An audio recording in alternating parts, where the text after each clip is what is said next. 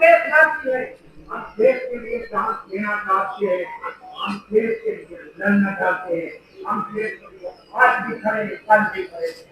मेरे दोस्तों, आर्टिकल के बारे में आप सब भी चाहते हो, इसमें ऑफिसर से मिलते हो, से मिलते हो, जब तक में शांति रहता है और आप ही लोग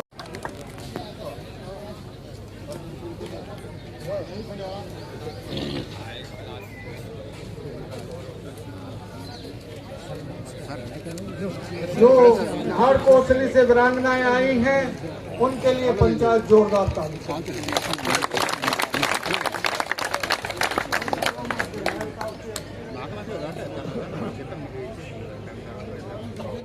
मैं Telangana x CAPF personal welfare association का प्रेसिडेंट श्याम सुंदर रेड्डी मेरा नाम है। हम तेलंगाना हैदराबाद से आए हैं। आज जो है 6/4/2010 को जो 76 जवान CRPF के छत्तीसगढ़ में जिनका एक अम्बुश में देश को प्राण अर्पित किए हैं, उनको यहाँ पर उनको श्रद्धांजलि घटित करने के लिए यहाँ पर पहुँचे हैं। और उसी तरह से उन जवानों के परिवारों के बारे में कोई सरकार उनको देखने को नहीं जा रही है। कोई सरकार उनके परिवारों को आज किस तरह से है, उनका क्या हाल है, कभी देखने को नहीं गया। हाल ही में ये राजस्थान के सैनिक वेलफेयर मंत्री श्री राजवर्धन सिंह राठौर कहते हैं कि CAPF के जवानों को 60 साल तक नौकरी करने का मौका है, लेकिन यहाँ पर CAPF के जवान पिछले 5 साल का आंकड़े अगर पार्लियामेंट से लिया जाए तो 55,000 आदमी 5 साल के अंदर नौकरी छोड़कर गए हैं, क्योंकि उनके जो हालत है 15,000 किलोमीटर जो बॉर्डर में पूरा जो पहरा कर रहे हैं देश का, तो वहाँ पर इनकी हालत सिर्फ साल में उनको सिर्फ 30 दिन या 50 दिन छुट्टी पर जाते हैं और बाकी दिन उनको परिवार के साथ उनको रहने का मौका ही नहीं मिलता है।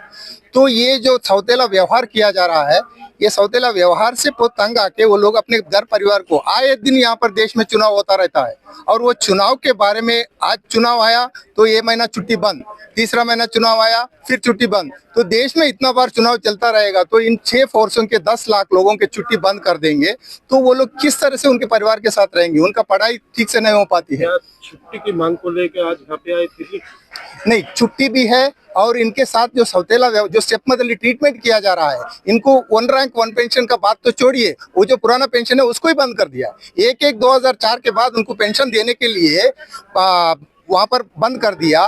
तो हाल ही में जनवरी 2024 में दिल्ली हाई कोर्ट ने उनको दिया है कि ये भी आर्मड फोर्सेस है, डिफेंस फोर्सेस हमारे बड़े भाई है, उन पे जो काम करते हैं और उनकी तरह से इनको भी पेंशन देने के लिए जब कहा गया, ऑर्डर दिया गया, तो यहाँ पर मोदी जी सरकार ने SLP पिटीशन फाइल किया सुप्रीम कोर्ट में।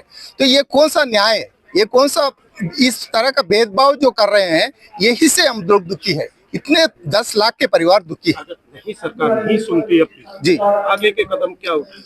हम अगर यदि सरकार नहीं सुनती है तो आगे की जो कार्रवाई है, जो हमारे alliance of all India x paramilitary association Shri HR Singh के नेतृत्व में हम लोग डिजाइन करेंगे कि आगे कैसा बढ़ना है।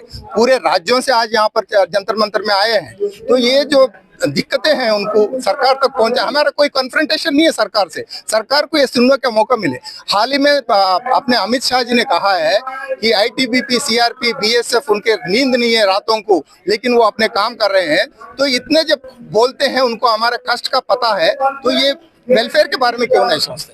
अरे पहला मिलिट्री की बात की जाए, जिस तरह उनके साथ दुर्व्यवहार किया जाता है, दिल्ली के जंतर मंतर आप लोग पहुंचे, क्या मांग है, किससे मांग है?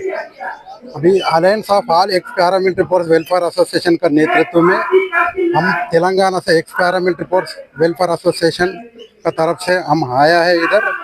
हमारा मुख्य उद्देश्य इधर आना था, जो 6/4/2010 में जो छत्तीसगढ़ राज्य में 76 जवान जो वीरगति प्राप्त किया था, उन लोगों को श्रद्धांजलि अर्पित करने के लिए हम यहाँ पर आया था। हम इस जंतर मंतर से हम पूरा वीर जवानों को हम श्रद्धांजलि अर्पित कर रहे हैं और वो लोगों का परिवार को और शहीद परिवार को भी हम याद दिलाना चाहता है, उसका पूरा उसका आत्मा को शांति रखे और उन परिजनों को मनोबल दे। और ये जनता मंतर पे जो श्रद्धांजलि अर्पित करना, यह आने वाले पीढ़ी के लिए एक प्रेरणादायक होगा। और जो ये जो जंतर मंतर से हम एक वैसी एक स्टेज बना के हम निरसन प्रदर्शन करना और स्टेट गवर्नमेंट और सेंट्रल गवर्नमेंट के लिए एक हमारे लिए एक रास्ता है और वो लोगों को ज्ञान आकर्षित करने के लिए हमारा एक रास्ता है। और उसके अलावा इस रास्ते से सरकार सुनेगी और सुनेगी, क्यों नहीं? अभी पैरामिलिट्री फोर्स हर राज्य में, देश का हर राज्य में जागृत हो रहे हैं। दिन भर जो हमारे हकों का मांगों के लिए इनके और उठ के जागते हुए आ रहे हैं।